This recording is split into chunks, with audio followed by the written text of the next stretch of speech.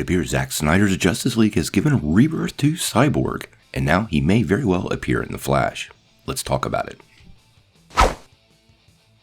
Hey guys, thanks for tuning in to Comic Book Nostalgia. I'm CB Nostalgia, and we got a little update on Cyborg and The Flash. But first, we wanted to remind everybody, if you're looking for your place for all your comic book news, rumors, and reviews, all while looking for the best and positive in those characters we love, make sure you hit that like button and press subscribe.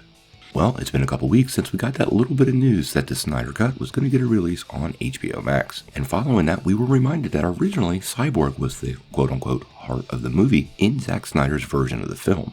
Now, one of the things we're going to start doing on this channel is to cover more rumors. And we got a great new rumor from DCEU Mythic and Daniel RPK. Now, all of this should be taken with a grain of salt. So, let's get our rumor warning up on the screen. So, according to Daniel RPK over on his Patreon, there are now plans to include Cyborg in the upcoming Flash film. This does make a lot of sense. The two characters got along splendidly in the Justice League movie, and adding Victor Stone to this movie would make a lot of sense. Now, there's been a lot of talk for a long time that this movie would be based on Flashpoint. And if you're familiar with the Flashpoint story, or even the Flashpoint animated movie, you know that Victor Stone played a huge part in that series. Now, I think one of the most underutilized castings in superhero casting history is Ray Fisher. He's a super talented actor, and his work on Broadway is pretty amazing, so I think this is a great move. I also find it pretty interesting that whatever footage we have not seen of Victor seems to have revitalized the character in a way that many people had not predicted.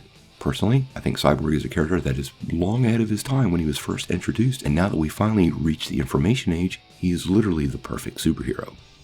What's sort of funny about this story is it's really not news. Actually, it's old news.